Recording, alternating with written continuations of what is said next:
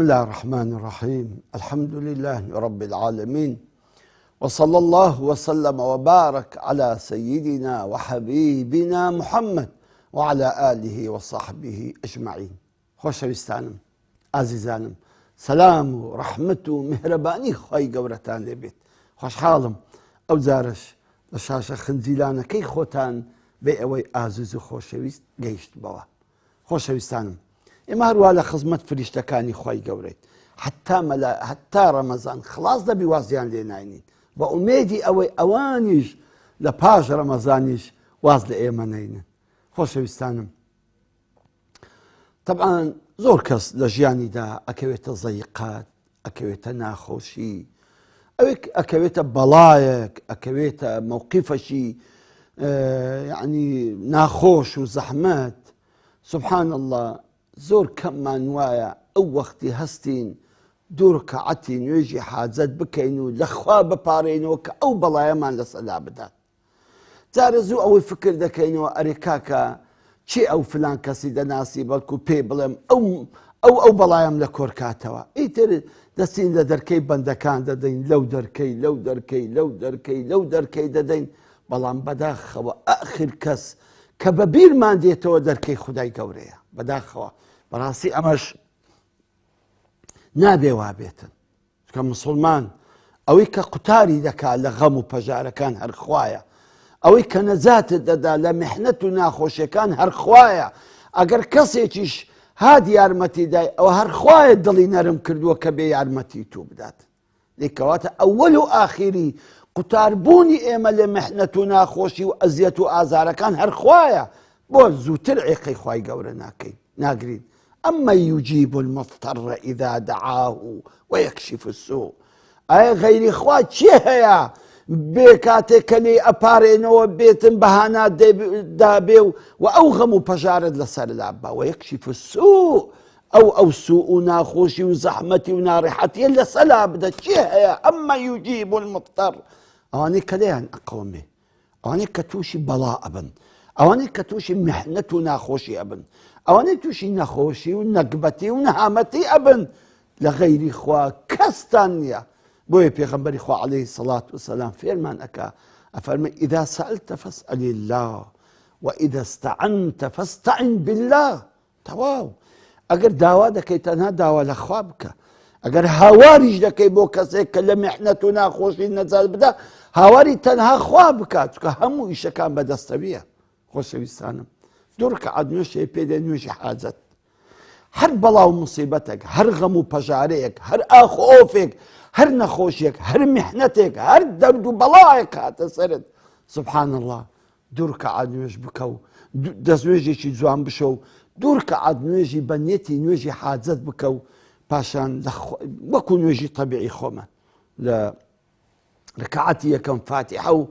قل یا ئەیها الکافرون بخینە، لە ڕەکەعەتی دووەم فاتحە و قل هو الله ئەحەد بخینە، پاشان داوا بکە لە خوای گەورە. و باشترینیش داوا ئەوەی لە سوزدە داوا بکەی، لە ناو نوێژەکەدا لە سوزدە لە خوای گەورە بپارێەوە، هاواری بکە بڕێ خوایە خۆ من غەیری تۆ کەسم نییە نەجاتم بدا. خوایە ئەمە ڕوو لە چێ بکەم؟ هەر تۆ خوای منی، هەر تۆ خالیقی منی. خۆت فەرمووتە ئەمە یوجیب المضطر ئیذا دعاه. خۆت فەرمووتە داوام لێ بکەن، خۆت فەرمووتە هاوارم بکەنێ. دەخوایە ئەمن هاواری تۆ دەکەم، تەنها هاواری تۆ دەکەم، تۆش لەو میحنەت و ناخۆشیم نەجات بدە. خۆ بە بیرتان دێ لە حەڵقەکانی پێشوو پیاوێکی ئیبن عەساکر باسی کابرایەکی سۆفی کردبوو، ناوی دقی سۆفی بوو، کە لێی قەوما کە نوێژی کرد، خوای گەورە مەلائیکەتی بۆ نارد. دەزانی سەحابەیەکی پێغەمبەریش هەیە صلی الله عليه وسلم، نابی ئەبی مەعلەقە. ئەم سەحابەیە حاڵەتێکی وای بەسەر هات. ئەنەسی کوڕی مالیک دەفەرمی ئەبی مەعلەق تاجیر بوو، ڕۆژێکیان ئەسێتە تیجارەت، سبحان الله، لە ڕێی دز و جەردە ڕێی لێ دەگرن. کە دز و جەردە و ڕێگرەکان ڕێی لێ دەگرن و هەموو ماڵەکەی لێ دەستینن، دەڵێن ئیلا دەشت کوژین. ئەوی زۆر داوان لێ دەکات، دەرێ مردی خوا بن، پیاو بن، خۆ من ئێوە ناناسم، تغێر هەموو خۆیان دەم و چاوی خۆیان بەستایە، ئەمن ئێوە ناناسم، چیشتان بە نەفسی منە، چ ئیسیفادە دەکەن ئەگە خوێنم ڕژە، ئەو ماڵەکەتان برد، ئەو حاڵ و باڵەکەتان هەموو برد، گەردەن و ئازابی بەزمەم کوژن درن. نەخێر، بەخوای بە کوشتنی تو نەبی درماندا ناکەوی. بيجري دباش هردم كجن دم كجن زين قرن بعدو ركعات نويشان فعلا دور ركعات نويشان دكاتن لنويش كيدا ام دعاء خوشي اكاتن افرميتن لدعائك يا ودود يا ودود يا ودود يا ذا العرش المجيد يا فعال لما يريد أسألك بعزتك التي لا ترام وملكك الذي لا يضام وبنور وجهك الذي ملأ أركان عرشك أن تكفيني شر هذا اللص يا مغيث أغثني يا مغيث أغثني يا مغيث أغثني. سبحان الله أفرمي هل أوندا كابرا يعني أو أبي معلقكاتي كان يجاكيكر أفرمي كجيشت من سيم زارم يا مغيث أغثني قلت لدور راسوات ساعك تهاد صعب بصريعي تجزكش أوري داوة قلت يكتيري روان كرت سبحان الله لملي داو بري داوة قلت كاتي كسوار أسبك جيشت منو براستي أميش دل خوش بهم براستي دل خوش بهم تيسام دسم لملي كردو زور سباسم كرد تم توشي قلت من ملائكتكم لآسماني تسوارم تكاتك تو دست با او دعايا كردو هاواري خواد كرد سبحان الله همو آسمان هات نهجان همو ملائكة كاني آسمان داوان لخواكر خوايا من إذن دبابتم أو بند صالحي تو نزاد بدم فرمي خواي قورا أمني إذن دا كبيم قلت كزاري يكم قلت دي يا مغيث قلت آسماني تسارم بوم قيشت ما آسمان يكم كقلت يا مغيث زاري دوم نزيك بوموا كقلت يا مغيث زاري سيم يكسرتي لكم هاوشتو لملي أم بدبختو أم دزمده ذا سبحان الله عزيزانا راست أما الصحابية أم الدقي صالحي الصوفي كبياوشي صالحة بلام خواي قورا أو بو همو كسيك داناوا همو مسلمانك براستي صالح بي براستي هاواري خواي بك خواي يارمتي دادا وملائكتي شي بودانيري ونزاتي شي داداتن همو من لجياني خومن محنتو زحمتي من بسر داهاتوها روشك لروشان برسيتشي او محنتو ناخوشي لسامن لابرت والله اوي لا يدبه هر خوايا اويك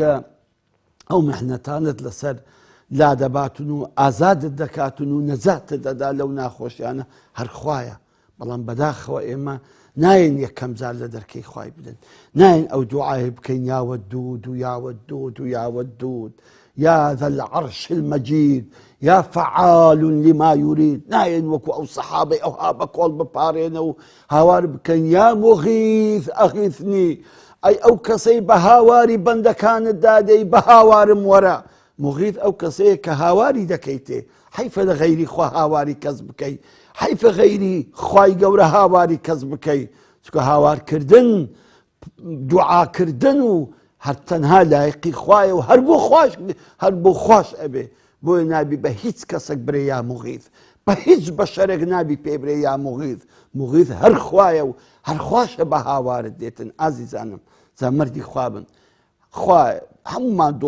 دور بكي لهم محنتك وناخوشك اللهم إنا نسألك العفو والعافية بەڵام ئەگە تووشی هەر نەخۆشیێکی بووی تووشی هەر ناڕەحەتێکی بووی تووشی هەر ئازارێک بووی تووشی هەر زوڵمێک بووی تووشی هەر تەعەدایەک بووی تووشی هەر قەرداریەک بووی تووشی هەر ناڕەحەت و غەم و پەژارەیەک بووی بڕۆ دوو ڕکەعات نوێژ بکە و ئەو دوعایە خۆشەی ئەبێ مەعلەقی برێ ئەو دوعایە خۆشە بچەند دوعایەکی سبحان الله وبنورك الذي ملأت أركان عرشك ملأ أركان عرشك سبحان الله خوايا من يد باريم وبونوري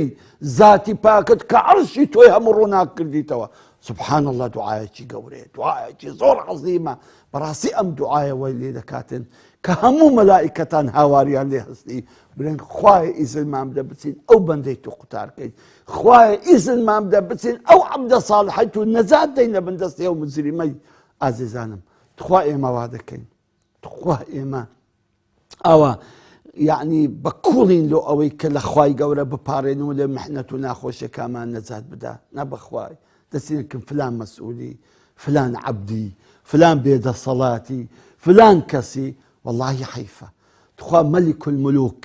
قادرون على كل شيء تهبي بس إلا بندا كان بباريتو لەو زعیفە و لەو بێدە سەڵاتانە بپارێتەوە